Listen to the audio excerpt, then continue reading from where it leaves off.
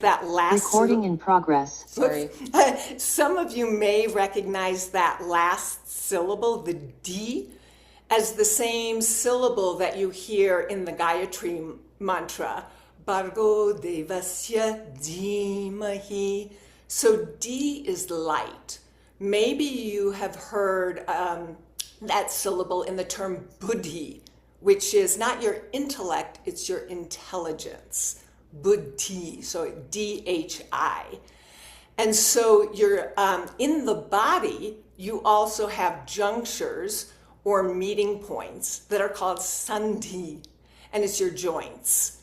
So it's, for example, where the earth of your bones meets the watery nature of the joint socket. And it, again, the meeting of those 2 points allow for movement, or they allow for, again, sort of an alchemy of the sum is greater than the parts. So tonight we'll pay particular attention to that, as well as a few other things. But I just wanted you to be aware of that before we go into practice, that this idea of this meeting point and juncture, it's actually quite sacred. So, whether we're talking on a physical or anatomical level, or we're just recognizing, for example, if we're even having to play with the forces of dark and light in our own life, whether it's through circumstances or whether it's just in our internal world, it's just via our emotions, kind of that, kind of tipping point of how do you go from, depression or heaviness and sadness, and just try to find just that sandhi where maybe the direction or trajectory will change. But it's not about forcing anything. It's more just about recognizing the juncture, recognizing the meeting point, and treating it like a sacred period.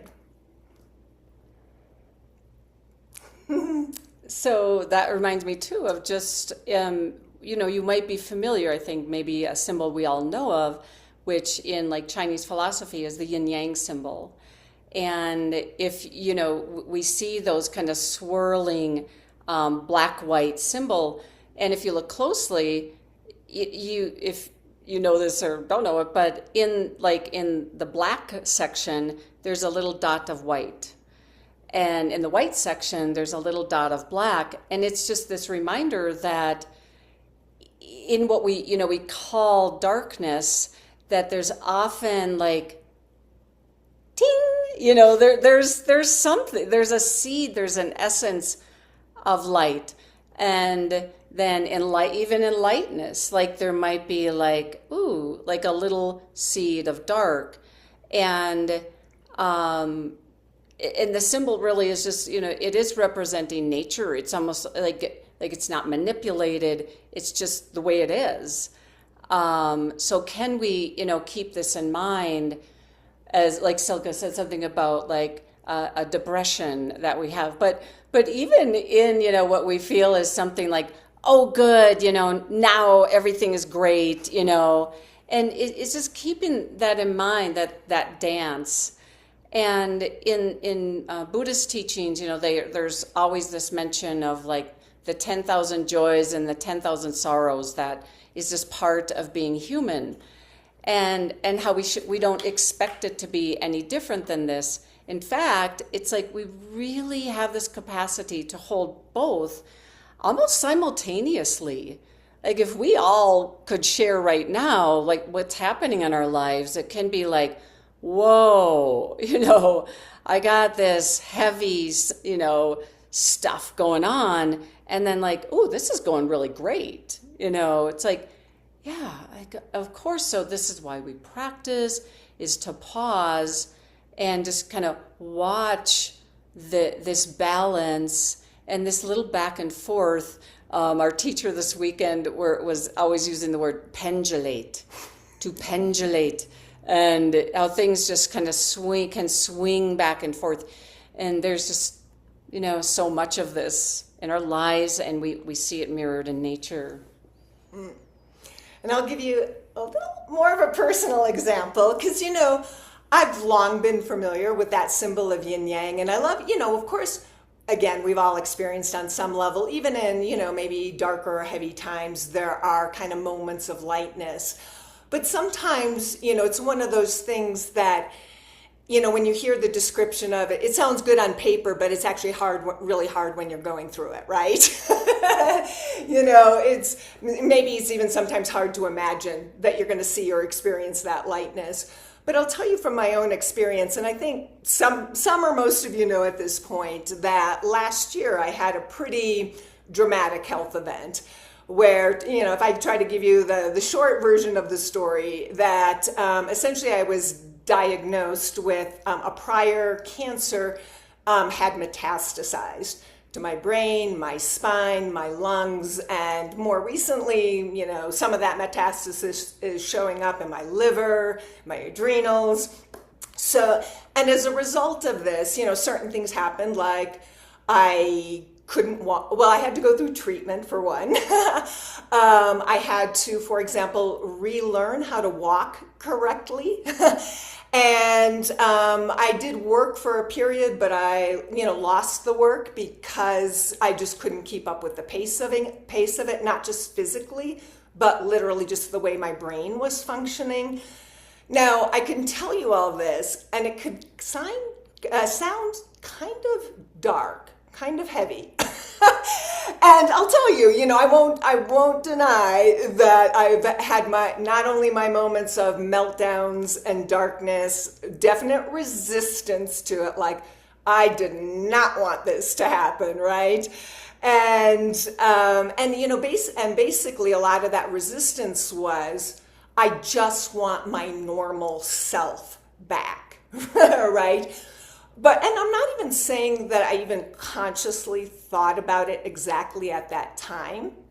But what I do say is what I did feel was that there's a certain amount of acceptance that starts to sink in. And that acceptance is almost synonymous with for just that idea of okay, I'm at this juncture. I'm at this meeting point between the way my life supposedly was, and the way I wanted to be, and all the plans I had, for the future. But just this feeling of I've got to accept what's happening, right now. And again, I didn't think it necessarily at the time, but that there is the possibility of even that sort of thing being a sacred time. And, again, without going through all the details, what I'll tell you is that without a doubt, through the process of either just even recovering my walking, being able to work again at some point, and even just,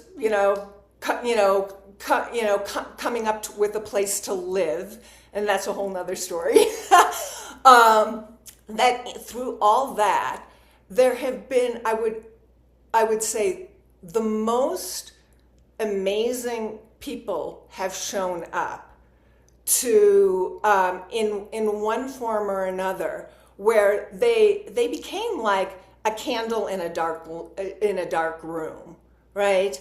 So I've met the kindest, the best souls of my life through this process. And not only that, I am reminded of the wealth and abundance of the radiant souls that have already been in my life. So I'm just going to sort of suspend here with that thought about that radiance, that effulgence, that wealth, because it's also related to a word you already know and something else that you already really know. The word for wealth is dhana. The Sanskrit word for practice is sadhana. Dhana means wealth. Sa means innermost.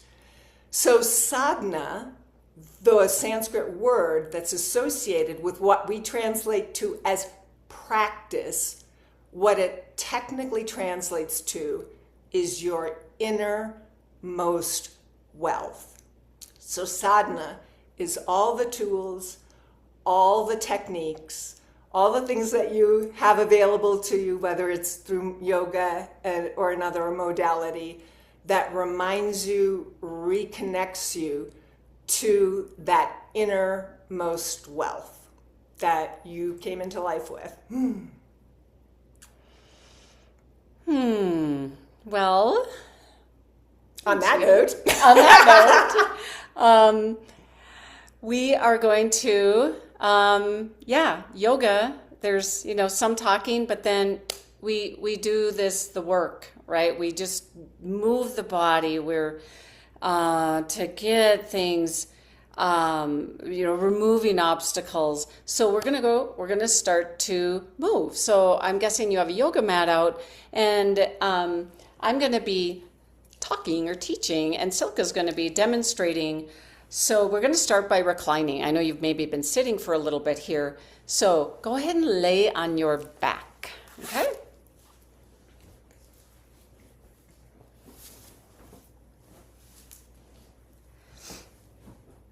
Now, when you recline down,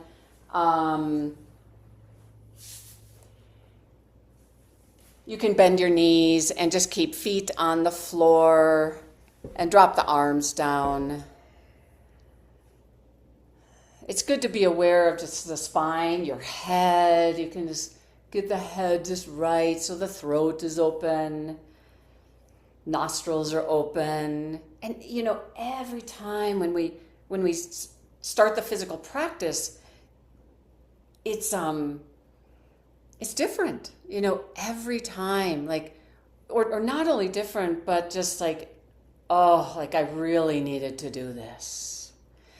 And this is this connecting to this, innermost. So place one hand on your belly and place one hand on the chest or the heart area. And just feel the hands, the sensitive hands, connecting and feeling the body here. Around the belly, even the kind of top of the abdomen, well, there it is. There's that solar plexus area. And this is just through many teachers, sages, just sensing there is this radiance, this inner furnace here. And it is the third chakra called Manipura.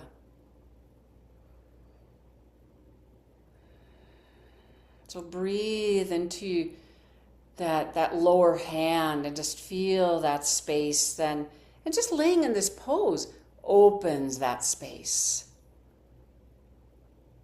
Naturally kind of loosens or frees tension there. Manipura is the name of this chakra area. Mani is a gem, like a jewel. And Pura is a city. It's the name. This is the city that it's like the location of this radiant jewel. So feel that radiance there. And then just switch your hands. Just place the other one on the belly, the other one on the heart. And just breathing here. And you might even bring in a visual, bring in the image of a sunrise. Maybe a memorable sunrise. This could be a wise thing to do, is just kind of meditate on, it can be fascinating that you might have a strong memory of a sunrise. And it's just,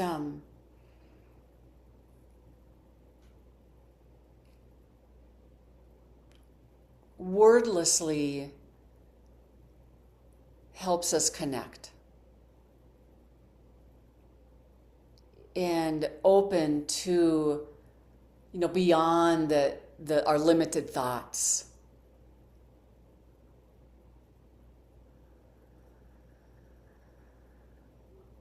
Now keep one hand on your belly. You can just drop the other hand and start to do the tilt of the pelvis where you just pull your navel down. You kind of flatten your lower back. And then you relax that and you tilt the other direction. You actually arch your lower back. And then you exhale, you pull your navel down. You kind of squeeze. You might feel your hand kind of pulling down. And then you inhale, you arch your lower back, that lumbar curvature comes in. And you just do this back and forth a few times with your breath.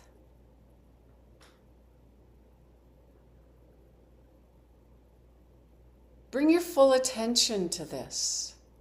How do you know that you're here, that you're in this experience and this you're generating like a deeper and deeper concentration and focus.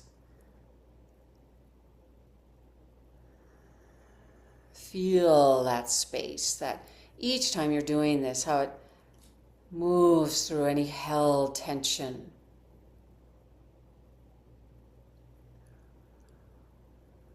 Now, as you pause that little action, you're just going to lengthen the right leg on the floor, okay? And as it lengthens out, you just take the right arm and you just reach the arm up.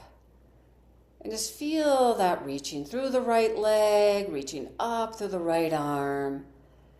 Keep the throat open, keeping the breath. This is kind of that, like a morning stretch, sort of extend. Now you're just going to kind of swap out here. You're going to switch the sides. The right knee bends again. Right foot on the floor, and then it's the left leg just lengthening out and the left arm reaching up. You might notice, like, when you're really paying attention, like the breath, like, oh, well, the last thing you would do is hold the breath. Like, that would be kind of stressful. So when you really pay attention, the breath flows. Now switch again. And possibly this time as you switch, you could take your right foot a little more to the left. And even that top arm can kind of reach over towards the left. This is just kind of enhancing that right side stretch. Use the floor and attune where, like, you can tell, like, yeah, I'm doing yoga because it's kind of just right. Now switch sides again. So this is that. We do this a lot in yoga. We just kind of go back and forth. We explore this. Like even here, you might, see how this is like, it might feel really good, but there's a little like, there's that little kernel of like, I want this to be different. So go back and forth. In fact, do this like just almost nonstop. Like you're just one side kind of flows into the other side. Almost like you're learning just how to do this without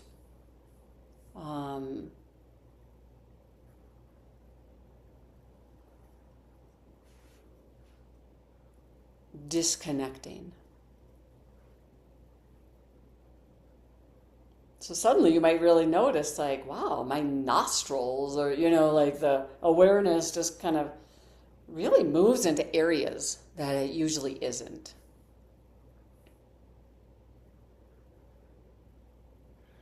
And then you go ahead and you pause and you just bring the arms down to your sides, both feet on the floor. And then we move into, this is kind of a subtle movement, but you're going to slightly pull the navel down, and that's going to kind of scoop the tailbone under, and then lift your right foot just a little bit, and then place it back down. You might move the feet closer to your butt here. And then just practice the other side. There's that little scoop of the tailbone as the navel pulls down. And then lift your left foot I'm saying just a little bit. And that's it. That's the instruction. You're going to go back and forth. Even practice lifting your foot a 1/4 inch, like barely. It's almost harder to lift it a little bit. But watch just the kind of that network of muscles you're using here, and to do this with this calm.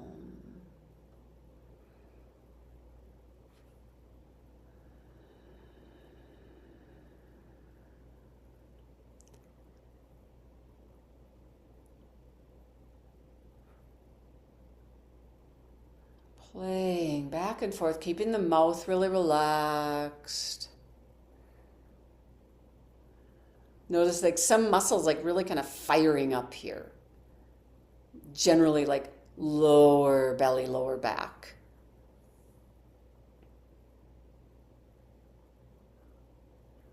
Good. Now as you pause, you're just going to reach the arms way out to the side and then lift both feet up away from the floor.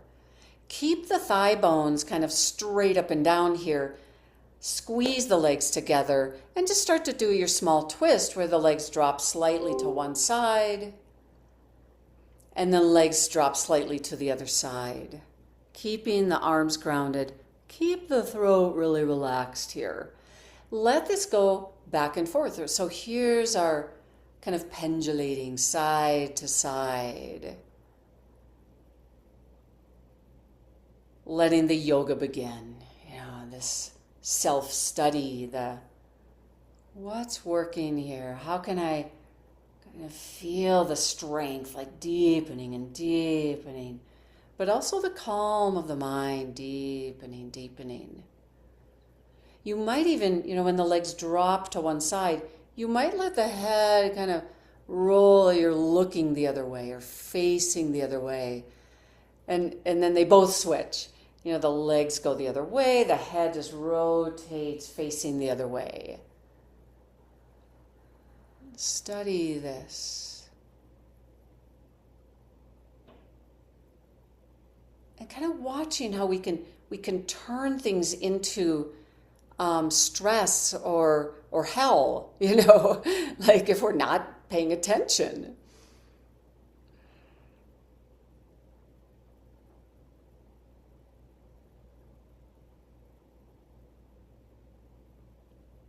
So within, even if something feels really difficult, it's like, I can kind of maintain kind of this lighthearted quality, that little kernel of lightheartedness. This can really guide us through hardship.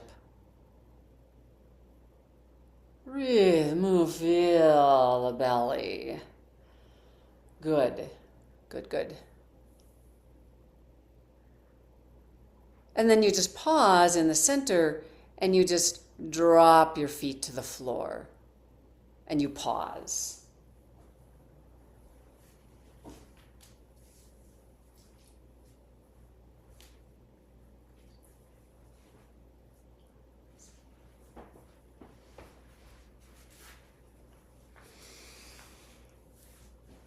All right, so from here, I'd like you to extend your left leg long and bring your right knee in. And just hold behind the back of the right thigh.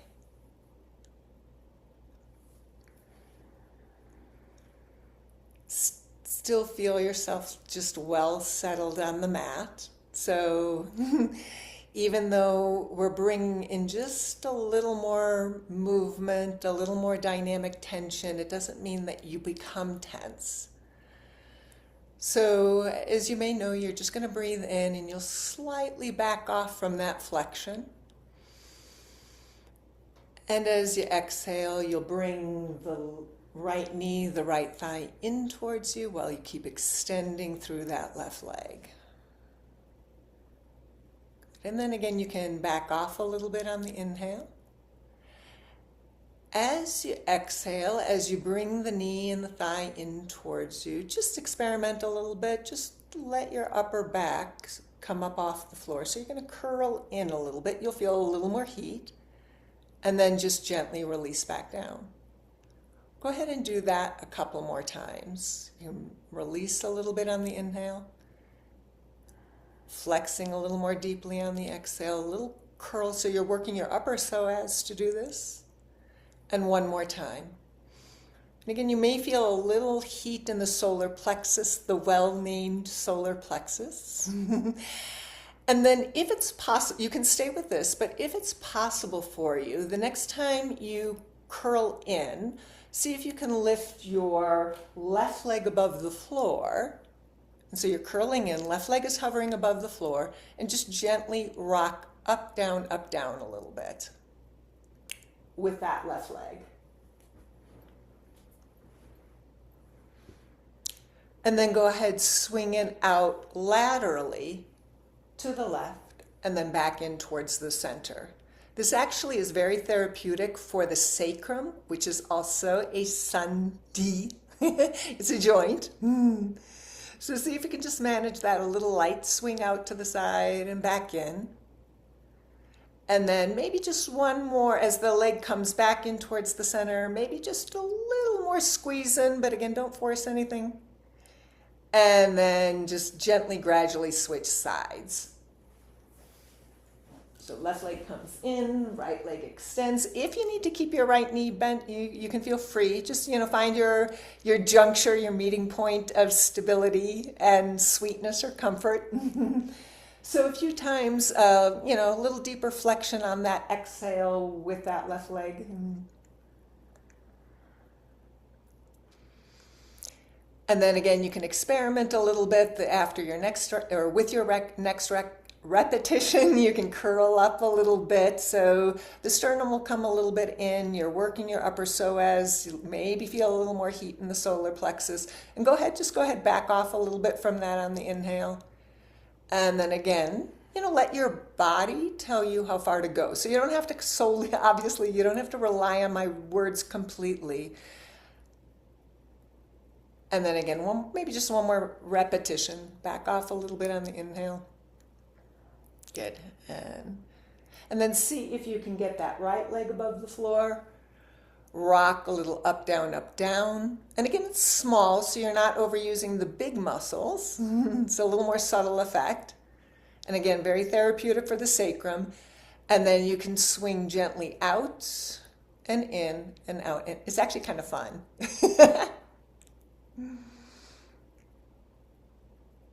Good. And then go ahead and bend both knees, feet on the floor. And for a moment, do like a 15-second shavasana. So you can either stay here with knees bent or you can straighten your legs.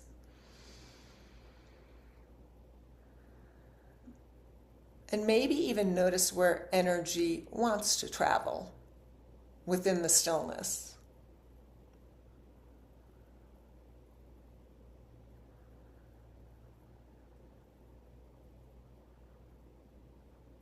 Good. And then go ahead and bend both knees.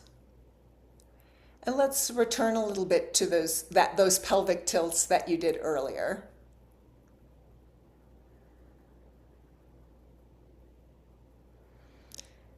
Good. And then go ahead, bring your arms in at your side, or keeping your arms at your side, bend your elbows. Good. Now feel a nice connection from your elbows all the way to the back of your upper arm bone. And then do a little bit of that pelvic tilting. Now, again, that may be enough, or the next time you exhale, feel the weight drop into the heels, and that's going to help lift the pelvis up. And then just gradually bring it back down and feel like you could articulate one vertebrae at a time as you release down, and then try that again. Let's actually lift on the exhale. So heels just dropping down, and that drop towards the floor helps to gradually lift the hips. Notice the higher you lift the hips, the more it starts to bring a back bend into the upper back, but it's not necessary. You can actually just do this more as an incline or decline, no matter however you look at it. But just experiment a little bit with the lift of the hips and how that starts to transfer a different effect into the upper body.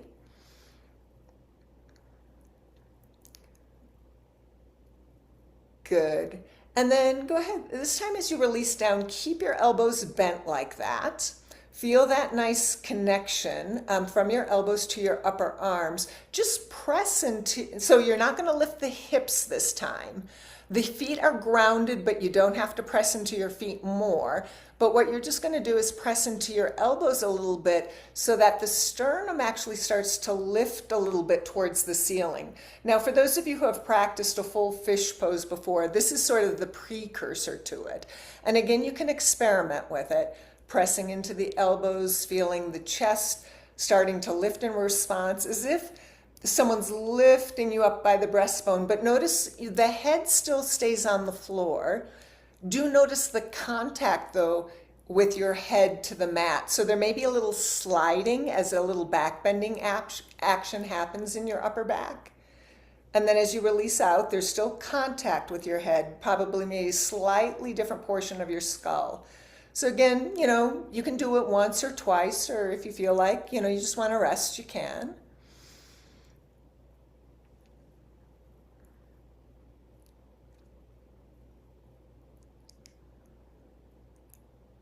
Good.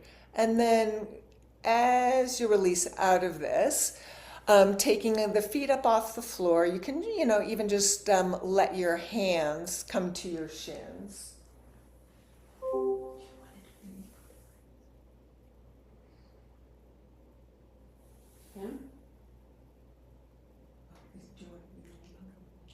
Yeah, you can go ahead and do it right now, okay. Since I'm here. Okay, so if you guys are assuming that you all do have your towel or your yoga blanket, make a nice little roll out of it, or from it, excuse me. And I'm going to give it to Nancy here, and she's going to show you the action. You're going to place that roll behind your knees. And then, so you've got this nice little cushion behind your knees. And you'll just alternately straighten your legs to the extent that you can. And then you'll let the heels come towards your pelvis, right? So it's this gentle pumping action that actually brings some nice blood flow to the backs of the knees, or the knee area in general. And as most of you know, and especially if you play tennis or something like that, your knees are also a joint. They're a sandhi. So, sometimes it's a mystery to people, like what they could do therapeutically for their knees, but this is definitely a great one. And notice also you get a little hint of a hamstring stretch once you start to straighten the legs. It feels so good. I don't know what it is about that blanket behind the knees. Yeah, it's really. It's like those pumping. It just feels. If you guys just want to do this for the remainder of the class, it's fine. All right, and then you can just gradually let go of that technique. You can put your blanket or towel off to the side and just go ahead and still stay reclining on the floor or on your mat, but let the knees drop out laterally. But in fact, feel the movement happening from your thigh bones. So actually with the feet up off the floor. Yeah. And thighs externally rotating. And just roll a little side to side.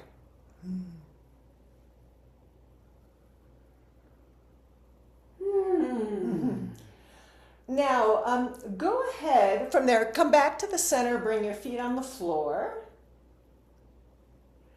And shift your hips, let's say, over to the left side of your mat. Yeah, and then feet up off the floor again. Now I'm going to give you a little choice here. Legs together, simply parallel but inside line of your legs together, is a choice. It's milder. So we're going to slowly drift into a twist. If you want a stronger twist, you could do that by crossing the left leg over the right before you twist.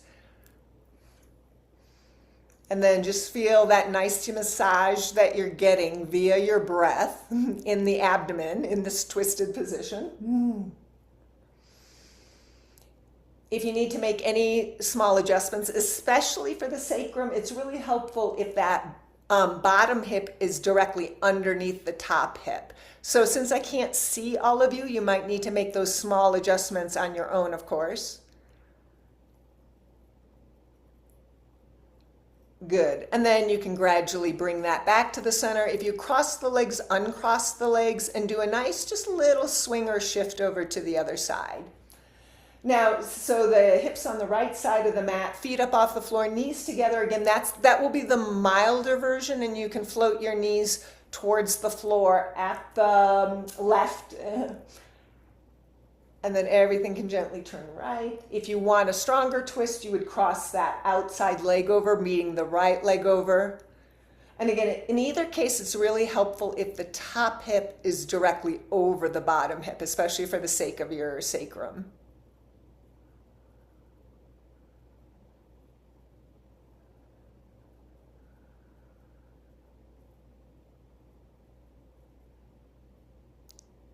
Good. Again, feel the nice massage that you're getting with every inhale and exhale. And then I'll just reiterate Nancy's point is now you're getting just a little more charge around that Manipura area. Good. And then you can come back to the center. And then just one more time, take your feet up off the floor, let the thighs externally rotate. So notice the knees actually, obviously they're the end of your thigh bones, so they're gonna turn outwards if the thighs turn outwards. Just do a gentle rock, right, left, almost like you're rolling around in the ocean, if you could actually do it in the ocean this way. Just let it feel kind of watery, really good. And then go ahead, roll onto one side. I don't care which one, coming up to seated. Beautiful. All right, and come to your most comfortable version of a cross-legged seated position. Yeah.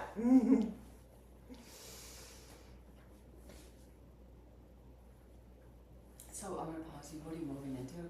The arm movement? Okay. Did you remember? Yeah. I do have a joke. Maybe it's a little morbid for you guys. If I forget any part of what I'm supposed to be doing tonight, we can just blame it on my brain tumor. Nancy doesn't get a pass. I do. All right. So on that note, so remembering what I said earlier, so maybe I'll even add a little nuance to this. This idea that if you want to understand the workings of the universe, that you have to look no farther than your own body and your own mind, your own body, your own heart, and your own mind. It sounds very poetic and very beautiful, but we're like, that's nice. But is it true? But if you actually look at your body and study it in terms of even just pure anatomy, you will have so much reverence for it. And I'm sure you already do, being in Nancy's classes. But even just look at your arms right now. If you would look at your forearms, you can kind of see the shading of the muscles and the shape of the muscles. So for example, on your forearms, there is this muscular kind of sweep, or we could even call it a spiral, from more the inner wrist eventually to your elbow and the outside of your arm. So your muscles don't sit on your bones flat, that there's this beautiful sweeping motion that happens that helps with the sweep, not just the sweep, but actually it creates more strength in your actions to not just move in and out of things, but also to sustain or hold things. So as we go into our next actions, we're going to now bring in the arms more into the equation. So let's take the arms just a little down from the sides, and we're just going to work a little bit with rotation. Now, when we rotate, we have to know in reference to what. So the reference point for you guys will be the midline of the body. So just as the earth has an axis, you have an axis. And it's this central energetic line that runs from the center of the crown of the head down to the center base of your pelvis. So as we arrive here in the cross-legged seated position, adjust if you need to. So if you need to even rock a little right, left, or if you need to kind of swing your pelvis a little back to get a nice kind of drop through your sitting bones, I just want you to have a sense of that center line of energy. I've never been a dancer, but my impression is they also do work with that.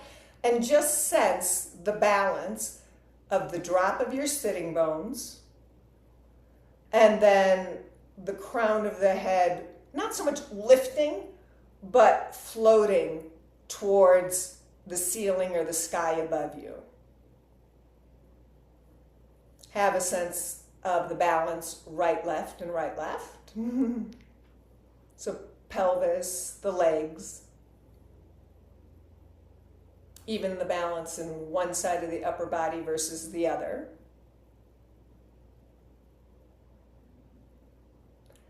And a little more nuanced, the balance between the front and the back of the body in reference to that central line, right? So obviously not slumping, but also not doing the opposite, not lifting the chest so much that you actually have a lot of contraction or compression in the back muscles, or densifying that backside. So with that central axis, can you make equal space back in front of that axis?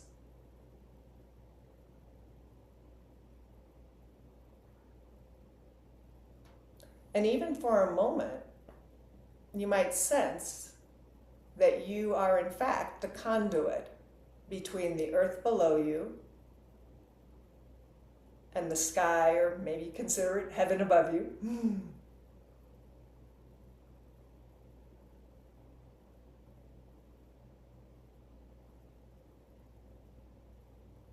And then relative to that central line, we're going to work with that rotation.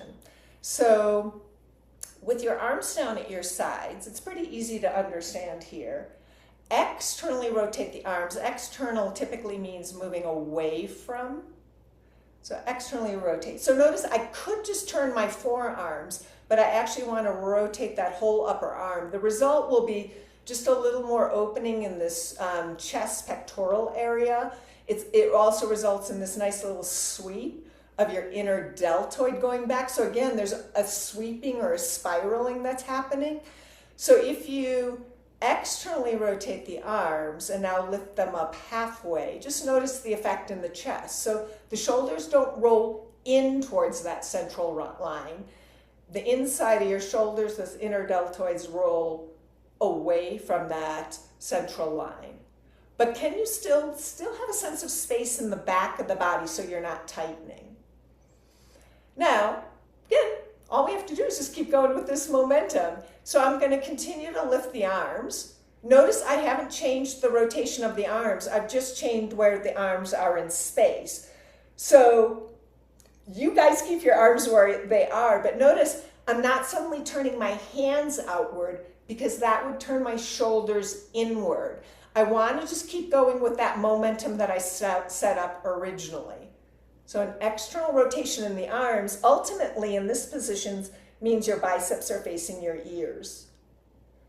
And then let the arms float down.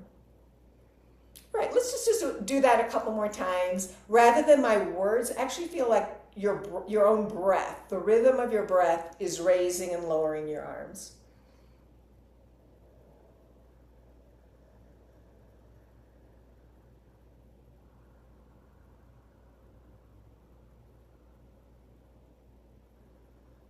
Now, one more time, we're going to raise them.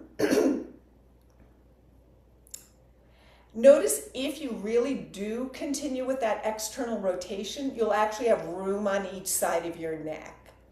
when the shoulders tend to roll inward, notice how my elbows start to flare outward and I start to get very compressed around my neck. So just, enjoy this for a moment. Now from here, bring your arms forward, flex your wrists. Now notice when I'm doing that, I'm not turning the shoulder inward simply because my arms came forward. I want that same sensation of that inner shoulder sweeping back with these wrists flexed. Good. And then I'm going to lower down from here. And we'll just do this one more as a variation on this one more time with the arms. I don't care which arm, but let me see if I can say the opposite of what I'm doing. Bring your left arm forward. So notice your upper arm is externally rotated. Bring your right hand to your left arm. Now, see if you can turn your forearm down. Now, the forearm can move fairly independently. So notice I could turn my forearm down without the shoulder turning inward. If the shoulder is turning inward when you do this action, you may need to adjust your down dog position where the hands are relative to each other once you're in down dog. So go ahead and bring the arms down again, and we'll go through that whole sequence in a more of a flowing way. So externally rotating the arms, inhale, lift. Now keep your upper arms externally rotated, but turn your forearms forward like we just did when they were parallel to the floor. Bring your arms forward, flex your wrists. Your wrists are sunty. So think about this when you're eventually in this kind of position. Big hint. Bring the hands down. One more time. Externally rotate the arms. Inhale, lifts the arms. Keep your upper arms externally rotated, but turn your forearms towards me. Bring your arms forward, flex your wrists without your shoulders turning inward. Notice you can let the chest come a little through, and then let the arms float down. All right, let's bring it into a little weight bearing on the mat. What am I doing? Me or you? We're going to do the cat-cow. Okay. And down dog. Should I go into? Sure. All right, so coming to hands and knees. All right, so in this position, for lack of a better description, your pelvis is kind of neutral. So no big forward or backward tilt. And let's just do this for a moment, just for fun. Let your hips just swing slightly, just side to side, as if you had a tail, as in your tailbone. And let it just a little bit. So the movement is actually very small, versus big. It's very subtle. It creates this nice little reverberation up the spine when you do that. And then go ahead, let's go to what you typically know as a cat-cow. I'm going to do this longer. Okay, Nancy wants to keep us here. I'm being overrided.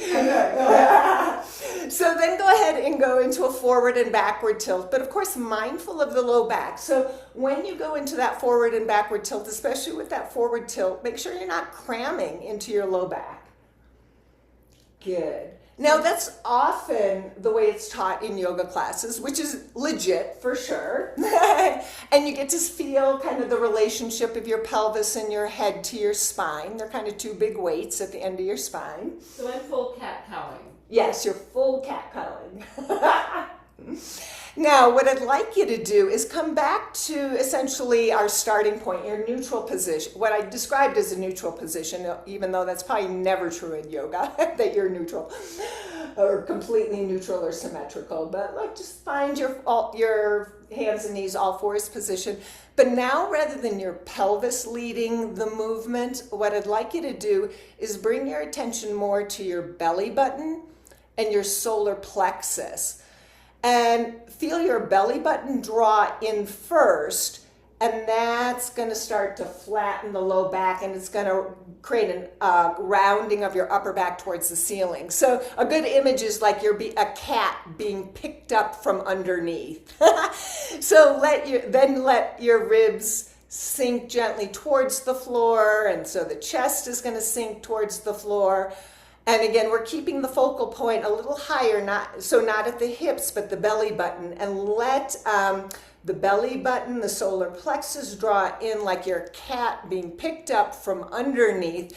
Notice how good this feels. Let's because there's a kind of nice drop in the arms towards the mat. And maybe just do it one or two more times.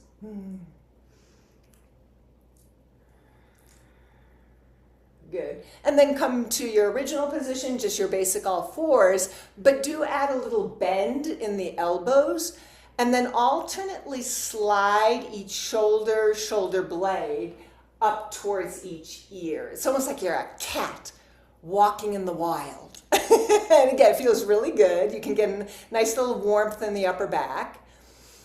Good. Now go ahead, again, from our original position, step your right foot back with the toes turned under. I gotta take my socks off. Oh, okay.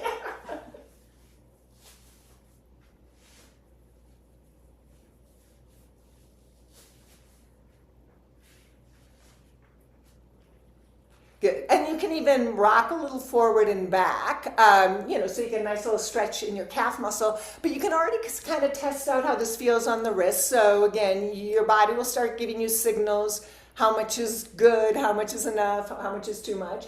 And then just do the same thing with the other side. So stepping the foot back, stretching the calf muscle a little bit. You can rock a little forward and back to your comfort level. Good. And then I'm going to give you a little choice on this. You can step it back to a plank. Joining with the other leg, stepping back to a plank, or you can stay on hands and knees. You could also do the version of plank where it's hands and knees and the heels lifted towards your butt. So it's more like a diagonal geometry in your plank. Good. And then just bring knees down, hips down towards your heels. Good. And then from here, so again, you could just come to hands and knees if you prefer. Otherwise, we're going to go through all fours to downward facing dog. Now, remember, your joints, especially the wrists here, because your arms are doing the weight bearing, are a sacred juncture.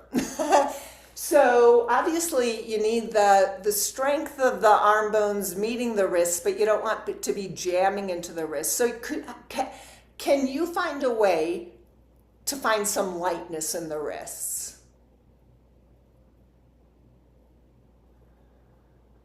Good. And then go ahead and bring the knees down, hips down to the heels, child's pose.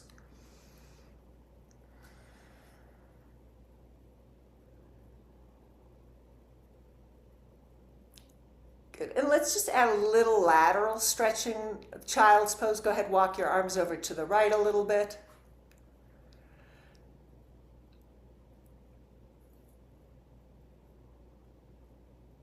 And you can bend your right elbow, placing your right hand on the floor. Now, you have two ways of doing this. If you need to, look at your screen to see the way Nancy is doing it, with it's like the majority of the forearm on the floor, and I guess I'll join her a little bit here. So the forearm on the floor, or you can create a 90-degree angle with your elbow more distinctly bent here and your hand on the floor. But in either case, what you're going to do is you're going to lift the left side just a little bit away from your left thigh on the inhale. Roll it towards the floor on the exhale. The armpit shoulder? Yes, yeah. So the left armpit will lift a little and it'll release a little towards the floor. So notice you get a nice little side stretch here, and there's also a little twisting here. And then just go ahead and walk your hands through the center and take it over to the other side. And same thing. So left elbow will bend. You could have the forearm more on the floor, or you could create more of a sharp kind of 90-degree angle. And a little lift of that right pit on the inhale, right side on the inhale, rolling it towards the floor on the exhale. Notice you get a decent lateral stretch. And there's a little rotation actually that's happening here. Good. And then we'll bring the hands back to the center. for a moment, just pause in Child's for a moment, just as like a reset. Skin is soft, your whole body's breathing. Notice the space, front and back, right and left, bottom and top, but of course, in this position, all those mean a little bit, bottom and top mean a little different things.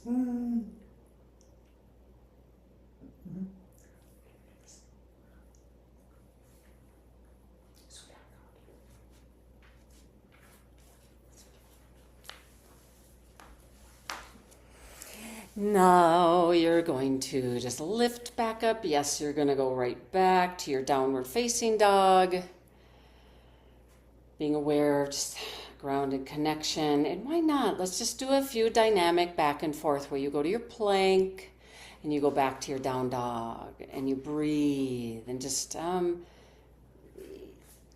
not even making a mental choice. You're just feeling when the inhale and the exhale feel appropriate as you're going back and forth. And even here, you could bring in just like a little image of the sunrise. Like illuminate your experience. Or, if ever you're like, oh, I don't like this one. Just like, bring in that light to yourself. Okay, now you're going to come up to standing. You can come up any way you want. And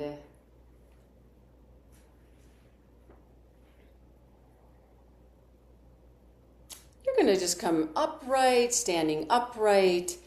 And you could look straight forward, but take your hands behind your head. Interlace your fingers behind your head. Even slightly push your head back. Like, but balance. So you're bringing your head back, but it feels like just right on top. You can feel this through your throat. So you can face this way, Silke. And just, you're staying here, but just kind of dip your right elbow down. And that's going to lift the left elbow up a little bit. And then just switch. And as you do this, like exploratory back and forth, really watch if there's any tendency of like clamping your energy anywhere. No clamping. That was one of our rules over our workshop this weekend. No clamping.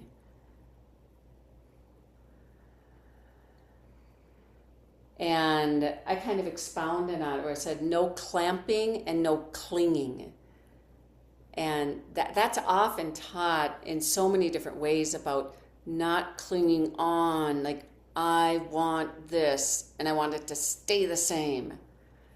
So what would this feel like to free yourself up and use this movement of like, I can actually feel myself not clamping. But you kind of have to do that and be aware of it.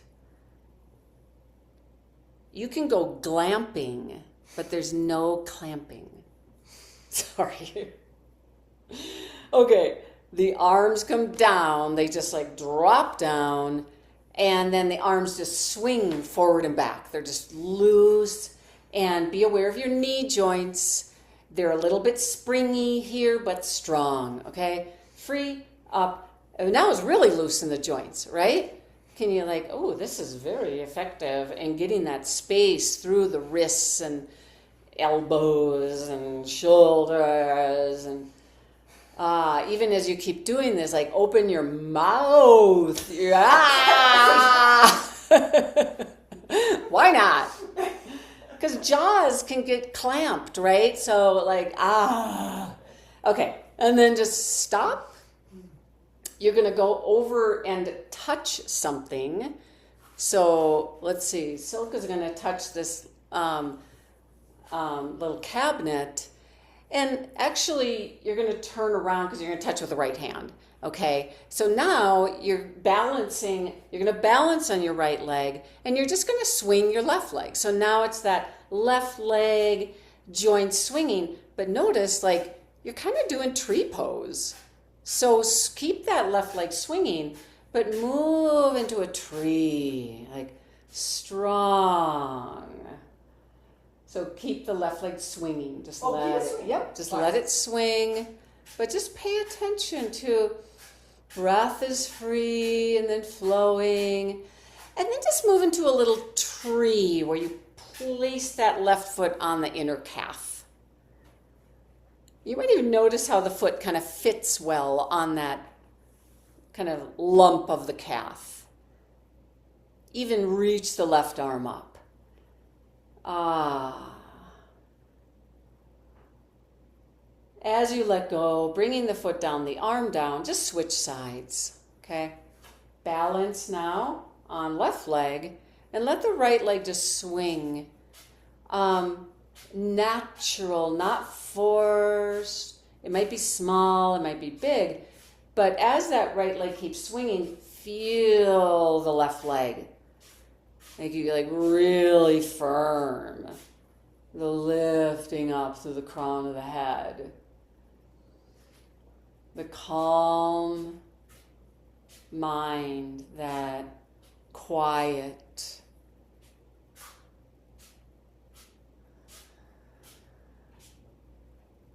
In a way, like really do this. And the do, you practice like you're feeling that effort, the strength, but then the relaxed lips. Now tree, so you just place that right foot, left calf, and you pause.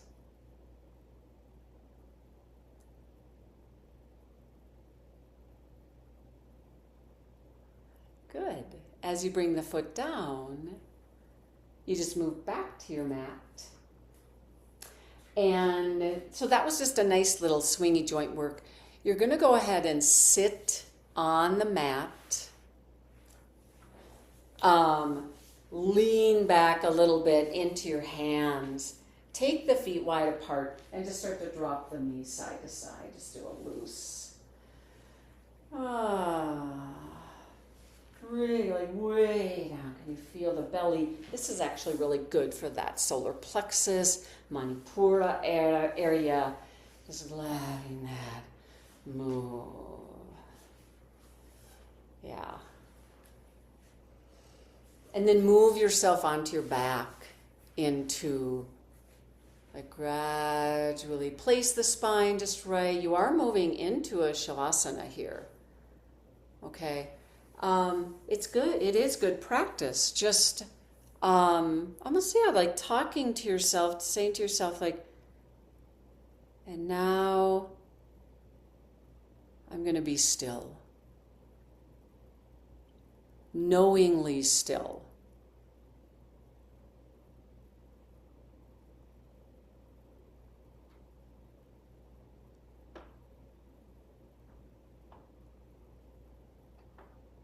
Watch the space of the solar plexus. The jewel, the radiance of the jewel.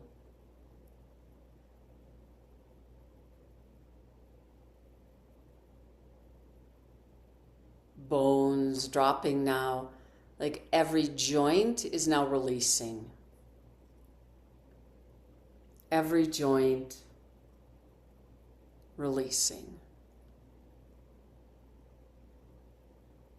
Some of you know I like to bring up this just curious fact that there's 360 joints in the body. Every one of them releasing.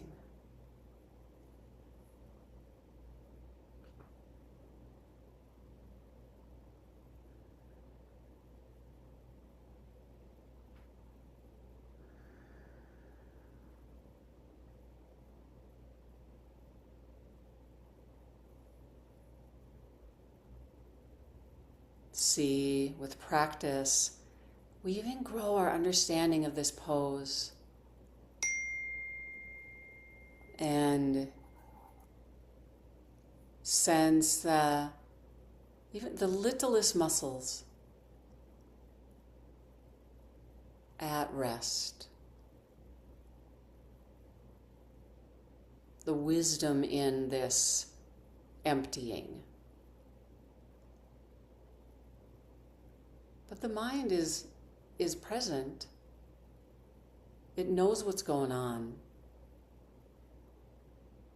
This is what stopping feels like.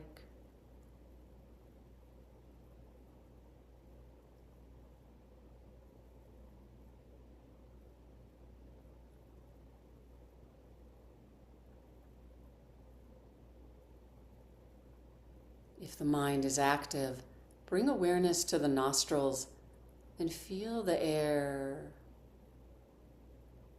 become fascinated. Like, oh, I'm breathing. Each breath is a gift.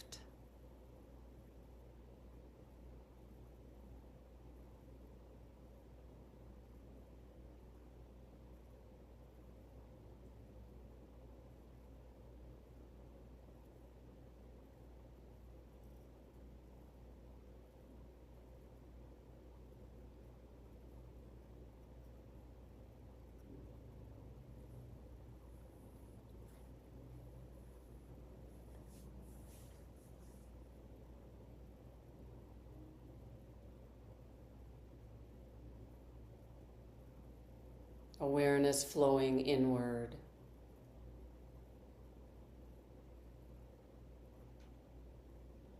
As you bring awareness, kind of walk that path back to the Manipura.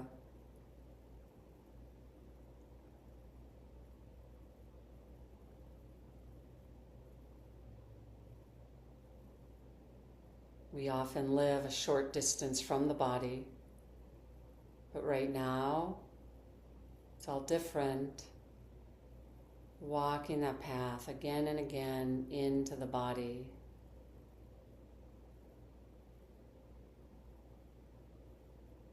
There it is, this inner gem.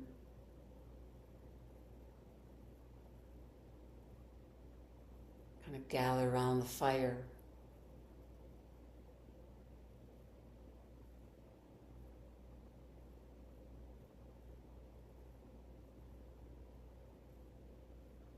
It's always there, this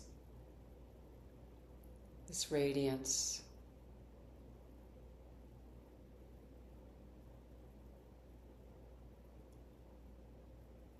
And now you'll bend both knees, and you're going to come up. And as you come up, it is important right now that you do find a comfortable seat. So this might even mean moving up to a chair, okay? In a way, we're just continuing this stillness, this don't, try not to even look around a lot, just kind of staying inward and be really sensitive to the pelvis, the kind of just right tilt, so that's like, that effortless upright through the spine. I really feel this is just worthy of deep study. And then just closing your eyes. There's effort. Because otherwise the joints will suffer, if we just allow this compression down. So there's that slightest, most subtle decompressing here. Feel windpipe, throat. And then bring awareness right to the very base of the spine. At the base of the body, and how it's connecting to the earth, and even feel kind of that earth element. Earth, soil, mud. Right at the base. And we'll just bring in this visual, this image of a lotus flower, okay? So the lotus seed is deep in the mud. You might even breathe way down, bringing awareness at the bottom of the lake, into the mud, into the dark, and the seed. And there's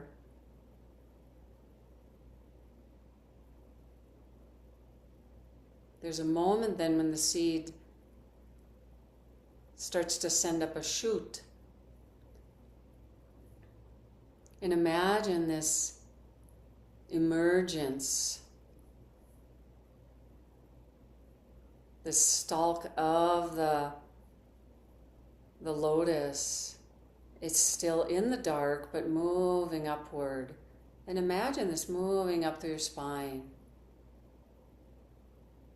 Breathe and feel these areas, and then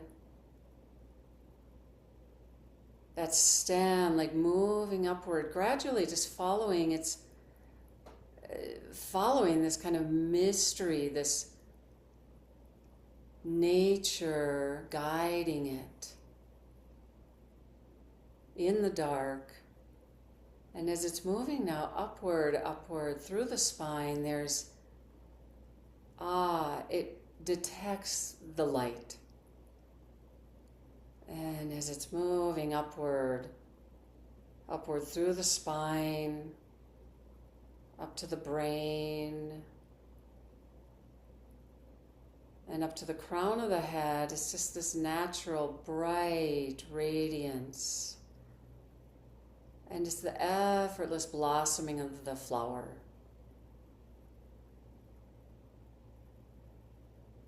And just pause here, noticing this still, the seed in the mud.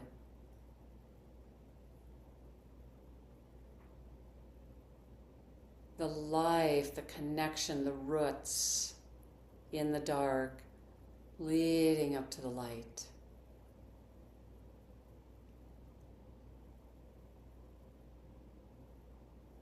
Breathe along this slender stalk.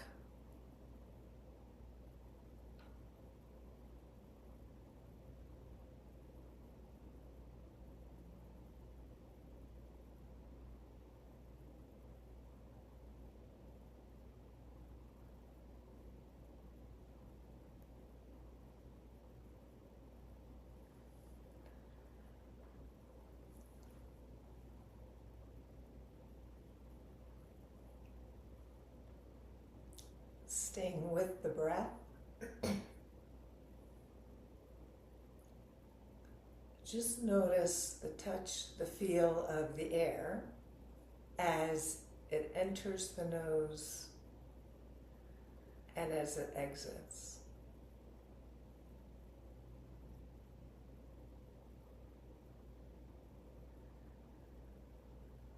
So you're following the path of air into the nose, sensing how it's filling into the lungs, and the touch of the air, the movement of the air as it exits the nose, exits the lungs.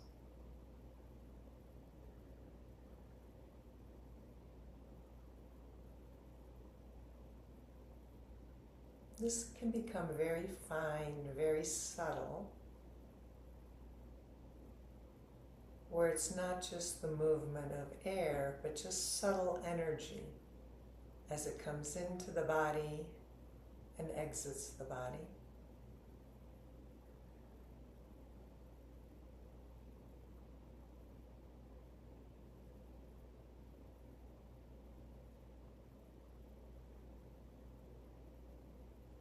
And then more distinctly, just have a sense of the sternum and the space within the chest cavity behind the sternum. Maybe you can even sense back towards your spine, but still following the path of air and energy as it comes into the center of the chest, what we often call the heart center. And then as it exits, also have a sense of where the sternum is and the space just in front of the sternum. Following the path of air and energy into the heart center, feeling it merge into a point of stillness.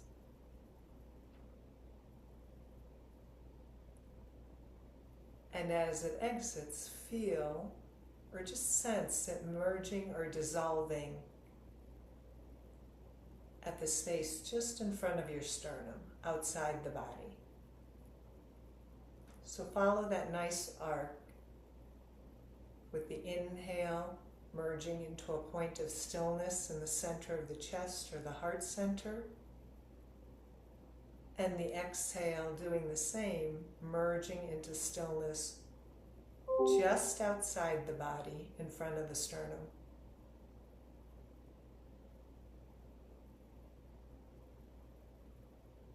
Staying with that just a few more rounds. Sensing the stillness both within the body and just outside the body. So one mirrors the other.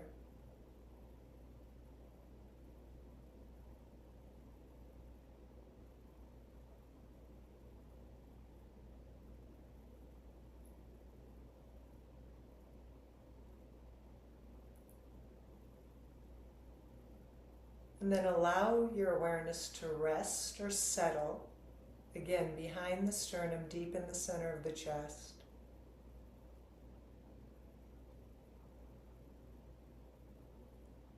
And I will introduce a mantra which you can silently repeat to yourself, if you like, as you stay there. Om Mani Padme Hum. Om Mani Padme Hum. Om Mani Padme Hum. Om Mani Padme Hum. Om Mani Padme Hum.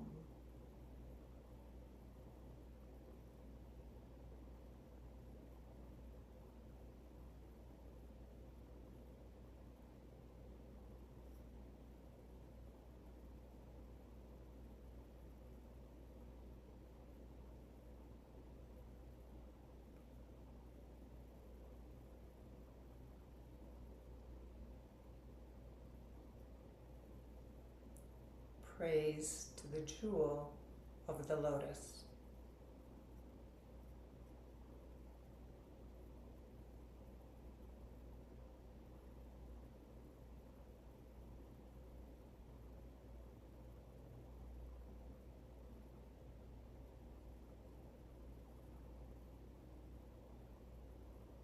Gradually, you can let your hands float towards each other, meeting your hands, rubbing them together so that you actually create a little heat or fire in your palms.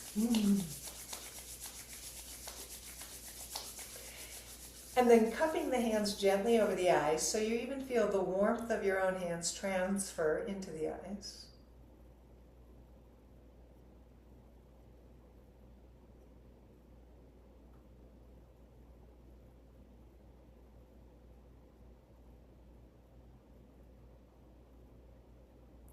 And then again, hands can just float away.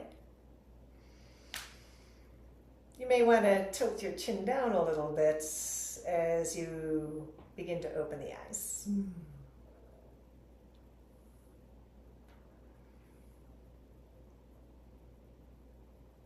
What's your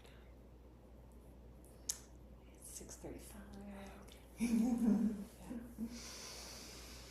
All right, so we're just slightly over our end time, but I just want to give you a little insight into that mantra. And what I would do is I would really encourage or invite you to watch the video that Nancy had sent out in an email. I think it was, 2 or 3 weeks ago. Yes. And it is the most beautiful exposition of this mantra. What you may have heard me say at the end is Om Mani Padme Hum. actually means, if we have to use English words to explain it, praise to the jewel of the lotus. Money is actually where we get our English word money and the French word monnaie. And what it points back to is wealth, gem, jewel.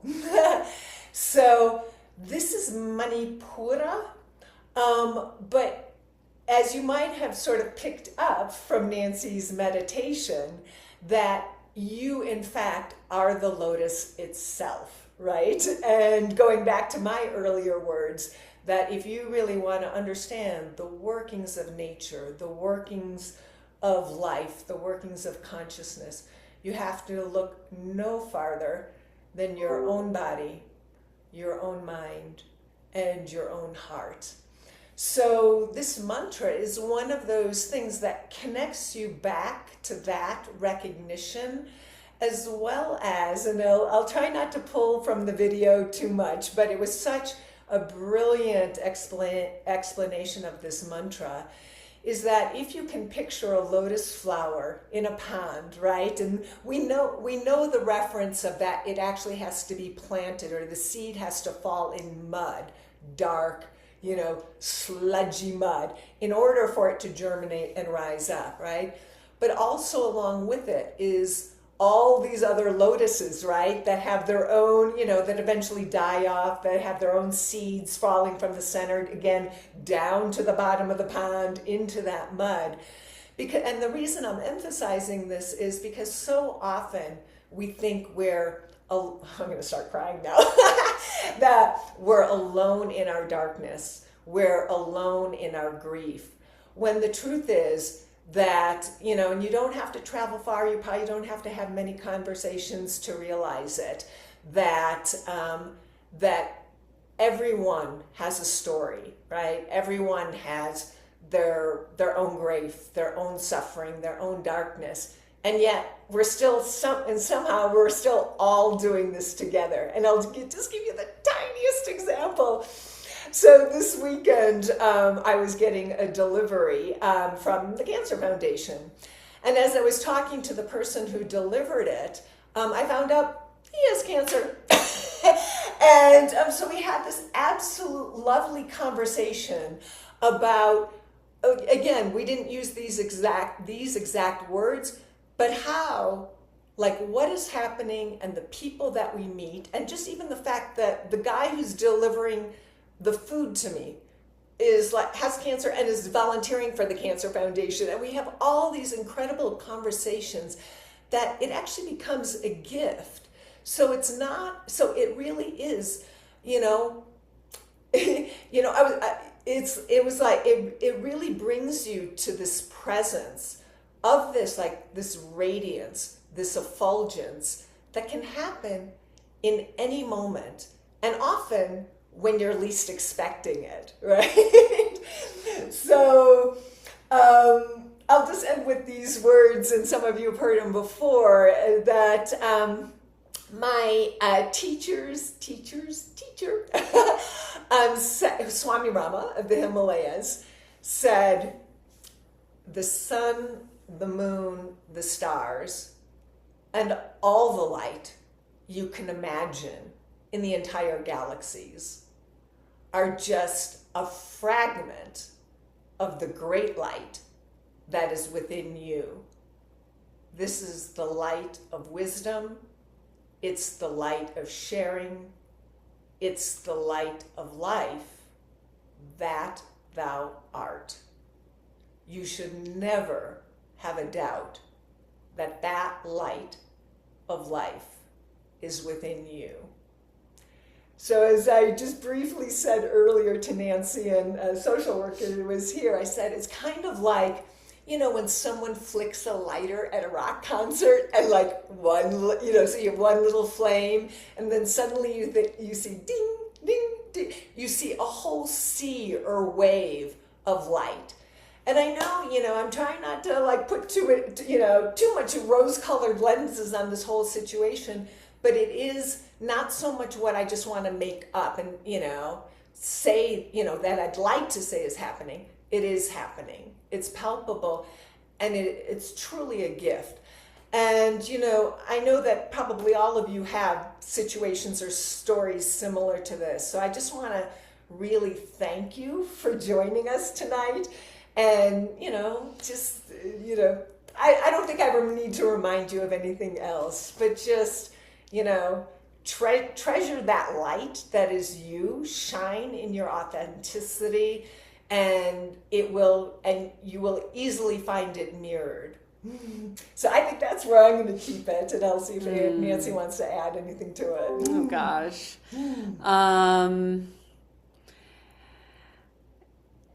This is just a very special time, I think, for Silke and I. So,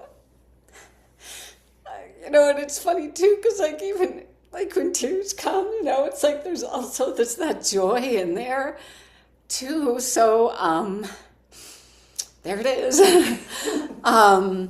So many thanks for joining us, and just not only here, but through the whole journey that we've been on.